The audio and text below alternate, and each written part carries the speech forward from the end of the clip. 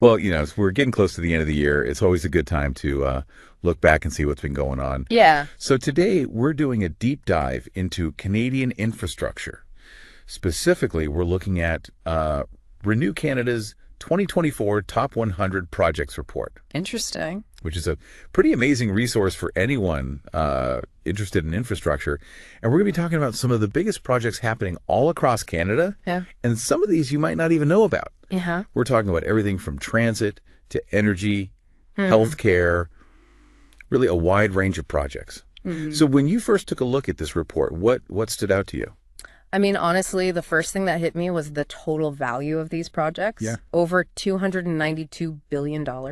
Wow. It's a massive investment in Canadian infrastructure and a big jump from last year, I think. Yeah, definitely. It just shows how committed Canada is to developing its infrastructure. Yeah. And the report breaks down the projects really well by sector. So you can really see where the money's going. Transit's the biggest, of course, Yes. at $122 billion, which more than all the others combined, actually. Right. Then it goes buildings, energy, transportation, and then water and wastewater. It's interesting to see that breakdown. One thing that I noticed looking at the report was the significant increase in healthcare projects. Oh, interesting. There are 19 projects this year focused on healthcare, Wow. totaling $33 billion. So it seems like Canada is really putting a big emphasis on modernizing healthcare infrastructure. Yeah, that makes sense. I mean, with the growing and aging population, we need modern and efficient healthcare facilities to meet those needs. Absolutely. And it's good to see that they're investing in it. Yeah. So let's dive into a few specific projects that caught my eye. At the very top of the list, we have the Site C Clean Energy Project in British Columbia. Oh, yeah, that's a big one. This is a massive hydroelectric project. Huge. $16 billion. I think it's over 80% complete already. Yeah, that's right. It's well underway. And all 6 generating units are supposed to be operational by next year. So that'll be a big boost for BC's energy landscape. Definitely, yeah. And then coming in at number 2, we have the Gargo Expansion on Corridor Works project in the Greater Toronto and Hamilton area. Okay. This project is $15.7 billion. Wow. And aims to really transform the Gargo rail network. They're electrifying the system, increasing service frequency. So that'll be a huge improvement for commuters. Oh, yeah. Shorter commutes, more efficient service. It's a big deal for the region. Absolutely. Less time commuting, more time for, well, I guess more time for deep dives. Right. Another project that caught my attention is the Iona Island Wastewater Treatment Plant project, which is also in BC. Oh, interesting. This one's a $10 billion project that I think really underscores the growing importance of sustainable development. And what I like about this one is, it's not just about upgrading the plant itself to meet, higher treatment standards. Right. They're actually creating wetland habitats as part of the project. Oh, that's fantastic. So it's a great example of how infrastructure projects can go hand in hand with environmental protection. Yeah, that's really cool. It's a win-win. Now, I'm curious, looking at these projects, it seems like we've been talking a lot about BC. Yeah. How are these projects spread out across the country? Well, the report's got a great table called Sectors by Province, Okay. and you can really see the distribution there. Oh, perfect. And you're right, BC does have a lot, especially in energy. They have 21 energy projects, many of which are hydroelectric. Wow, that's a lot. But Ontario's no slouch either. They've got 17 transit projects, Makes sense. which shows their commitment to expanding your transportation networks. Right. Yeah. So it's a pretty good mix across the country. That's good to know. While we're on the topic of distribution, some of these projects are pretty far along, nearing completion. The Gordie Howe International Bridge, Oh, yeah, that's an exciting one. connecting Windsor, Ontario to Detroit, Michigan, is a good example. Uh-huh. It's a $5.7 billion bridge Huge project. that's supposed to open in 2024. And that'll be a huge boost for international trade. Oh, yeah, absolutely. It just shows how infrastructure can really foster collaboration and economic growth. Yeah, definitely. Another theme I noticed looking at the report was the emphasis on replacing aging infrastructure. Oh, yeah, that's important. The Darlington nuclear refurbishment and the John Hart Dam seismic upgrade project Yeah. are good examples of. I mean, those are essential projects. Yeah. I mean, the Darlington nuclear refurbishment is a $12.8 billion project Wow. to extend the life of that power generation facility, Oh, which yeah. is so important for Ontario. And then the John Hart Dam seismic upgrade project at $923 million, Yeah. prioritizing safety and resilience. Right. It's not always about building new things. It's about making sure what we have is safe and functional. Absolutely. And speaking of, maintaining existing infrastructure, Yeah, sustainable development is also a recurring theme. absolutely. For example, the Annacis Island wastewater treatment plant expansion, it's integrating a cogeneration facility Oh, that's important. to capture and utilize green energy. Can you explain what a cogeneration facility is? Oh, yeah, sure. So a cogeneration facility basically captures the heat Okay. that's generated during a process, in this case, wastewater treatment, and uses it to produce electricity or heat other buildings. So it's using energy that would otherwise be wasted, Right, exactly. and that reduces the plant's carbon footprint. Exactly. That's correct. So it's a win-win for efficiency and sustainability. A win-win, yeah. And then there are also these innovative procurement models, like, for example, the Accelerated High-Speed Internet Program, also known as Ontario Connects. Oh, yeah, I've heard of that one. It's a $3.9 billion project, Great project. and they use a reverse auction process. Oh, interesting. So instead of the bidders increasing their prices, they lower them to win the contract. Exactly. That's a cool strategy. It's a way to drive down costs Yeah, and ensure competitive bids. makes sense.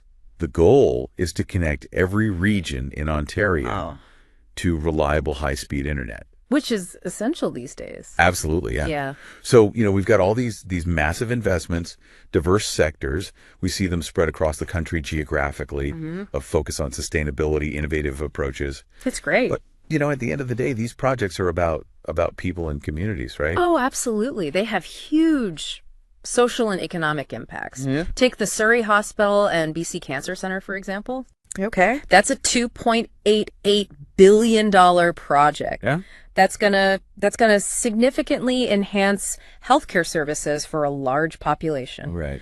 Better health outcomes, shorter wait times, increased access to care. Yeah. It's a big deal for those communities. And it's not just healthcare, right? These projects create jobs. Oh, tons of jobs. Architects, engineers, construction workers. Yeah, it's a huge economic boost. Yeah, it stimulates the economy, Yes, contributes to long-term growth. Yeah, it's an investment in the future. Yeah, exactly. Infrastructure is really the foundation for a strong society. Well, this is just the beginning of our deep dive into Renew Canada's 2024 Top 100 Projects report.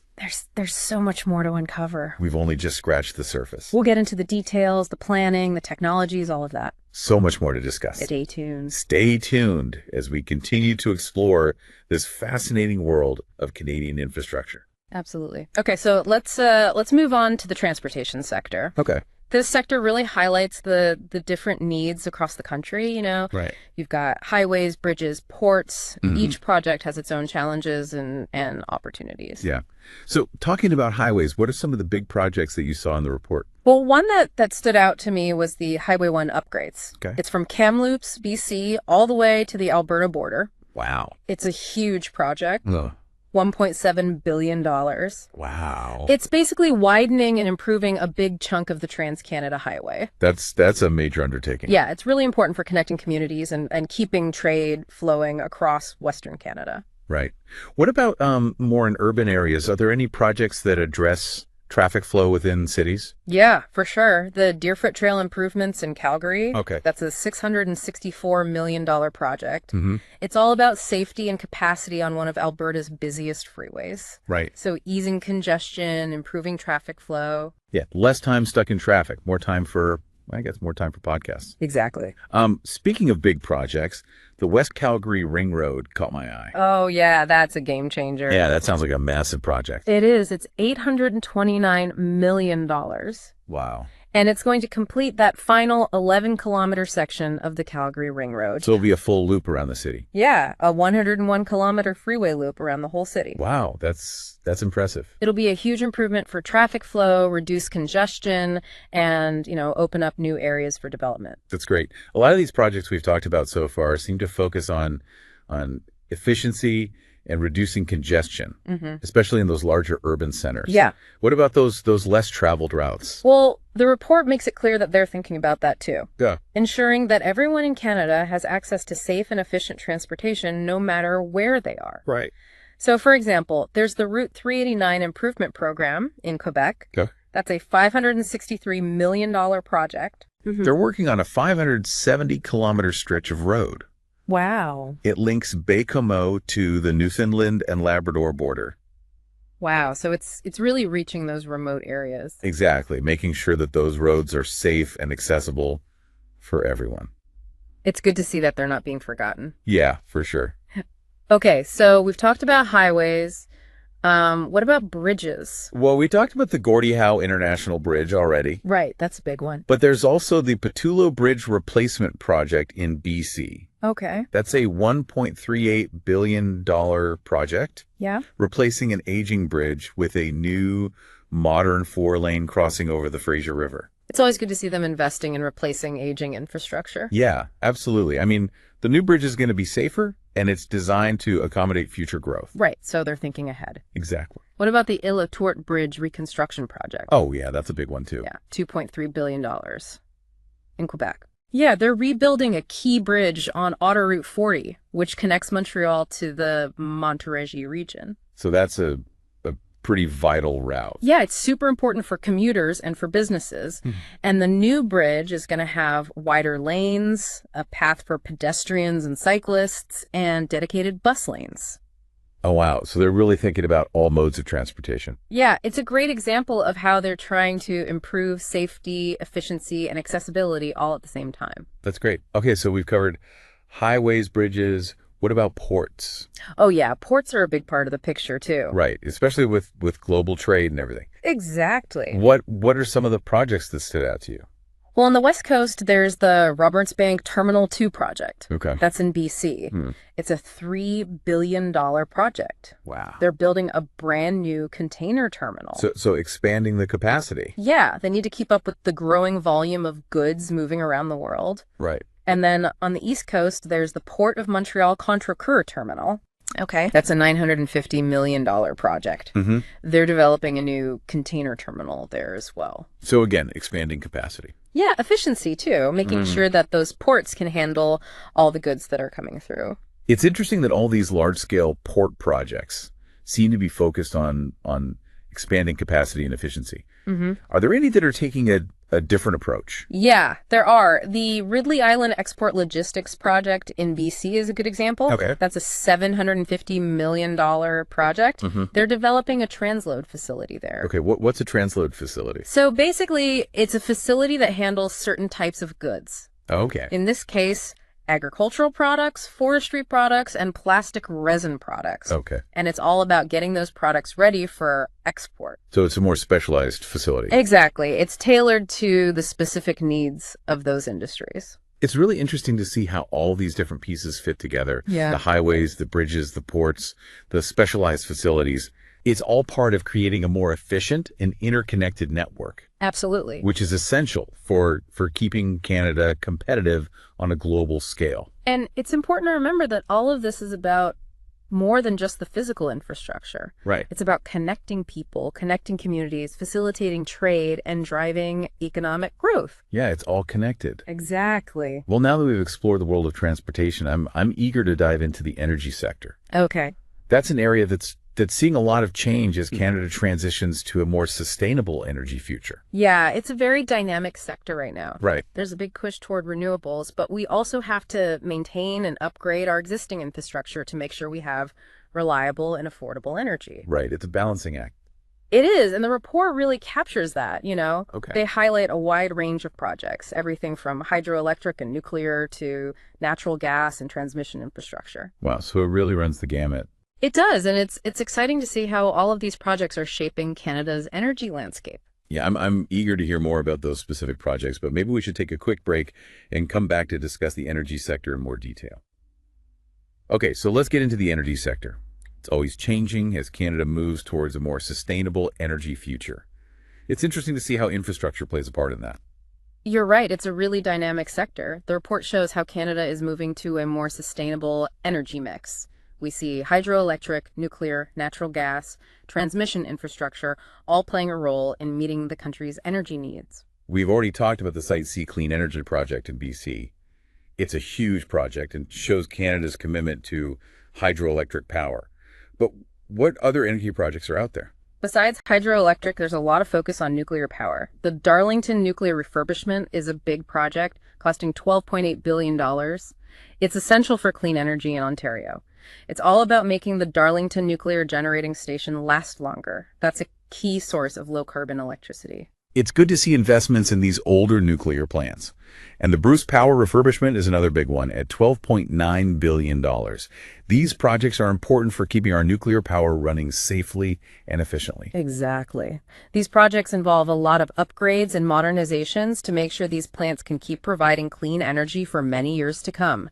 It's a tricky balance between providing reliable energy, safety, and protecting the environment. Now, what about natural gas? The Great Plains Power Station in Saskatchewan is in the report. Is natural gas still a big part of Canada's energy? Yes, it is. The Great Plains Power Station, a $760 million project, is the newest natural gas power plant being built in Saskatchewan. It's designed to meet the province's growing energy needs with modern technology for better efficiency and fewer emissions. Natural gas is a bridge fuel, providing reliable energy while we develop renewable energy technologies. That makes sense. So we have hydroelectric, nuclear, natural gas. What about the infrastructure to transmit all this energy? That's really important. The Watanikaneyap transmission project in northern Ontario is a good example. This $1.9 billion project is building a transmission line to connect remote communities in northwestern Ontario to the provincial power grid. That will change things for those communities. I imagine relying on diesel generators is expensive and not always reliable. This will give them affordable and dependable energy, and that's a big improvement for that. You're right. And then there's the Oneida Energy Storage Project in Ontario, costing $900 million. This shows how important energy storage is becoming. As we use more wind and solar power, which are intermittent, energy storage becomes crucial. So there are projects working on every part of the energy system, making it, moving it, and storing it. It's complicated, but these projects are making Canada's energy future cleaner and more sustainable. Exactly. Now let's talk about water and wastewater. It's an area that's often overlooked, but really important. We often take clean water for granted, but it takes a lot of infrastructure to make that happen. What are some of the big water and wastewater projects in the report? We've already talked about the Iona Island Wastewater Treatment Plant project and the Annacis Island Wastewater Treatment Plant expansion, both in British Columbia. Those are huge projects, $10 billion and $2 billion. It shows how much we need to invest to upgrade wastewater treatment to handle growing populations and meet stricter environmental rules. It's not just about quantity, but quality too. These upgrades are key to protecting our rivers and making sure treated wastewater is environmentally safe. What other projects are important? The Annacis Water Tunnel in BC is another big one, costing $450 million. They're building a new water tunnel under the Fraser River. It's about making sure the region has a reliable water supply, even with future challenges like population growth or climate change. So they're planning for the future. It's not just about treating wastewater. It's also about having enough clean drinking water in the years to come. Exactly. Managing water means looking at both supply and treatment. It's about making sure we have enough clean water now and in the future. Let's look east. The Don River and Central Waterfront Project in Toronto is a major project costing $3 billion. What's happening there? This project shows how to manage water in a smart way. They're working on several things to improve flood protection, clean up the Don River, and revitalize the waterfront. It's a complete approach that considers the whole urban water system and how to solve multiple problems at once. It's impressive how this project combines protecting the environment, improving infrastructure, and developing the community. It's not just about water, it's about making the city better. That's right. And speaking of sustainability, the North End Sewage Treatment Plant in Winnipeg is upgrading its system to remove nutrients, a $2.136 billion project. They're focusing on removing nitrogen and phosphorus, which can pollute water and cause harmful algal blooms. Protecting Lake Winnipeg is important for the environment and for the people and businesses that depend on it. It's good to see these projects addressing big issues. Absolutely. And it's not just cities. The Springbank Offstream Reservoir Project in Alberta, a $744 million project, is designed to help control flooding of the Elbow River and protect communities downstream. So it's about having a buffer against extreme weather and reducing the risk of floods, which can be devastating for communities and infrastructure. Exactly. Then there's the Bonnybrook wastewater treatment plant expansion in Calgary, a $655 million project. It shows how we need to keep expanding and upgrading wastewater treatment as the population grows and environmental standards get higher. Clearly, we need to keep investing in water and wastewater infrastructure. These projects show the different challenges and creative solutions across Canada. These projects show how dedicated and smart engineers, planners, and communities are working together to manage our water resources responsibly. We've covered a lot in this deep dive into Renew Canada's 2024 Top 100 Projects Report. We've seen massive investments in transit, buildings, transportation, energy, water, and wastewater. There's a lot happening in Canadian infrastructure. It's inspiring to see the scale of these projects and the commitment to building a better Canada. Infrastructure isn't just about concrete and steel, it's the foundation of our society, connecting us, protecting us, and helping us thrive. So, what's the key takeaway for our listeners? What should they be thinking about after this deep dive?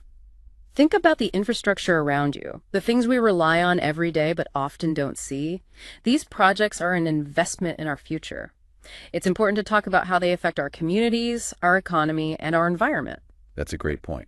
With so much investment happening, we should also think about the opportunities these projects create for businesses and people. Definitely. These projects create jobs, boost the economy, and often lead to innovation and new technologies. There's a lot to be excited about. Well said. This has been a fascinating look at Canadian infrastructure. If you want to learn more about the projects we talked about, visit top100projects.ca to see the full report. It's a great resource with tons of information about these projects. Until next time, keep exploring, keep learning, and keep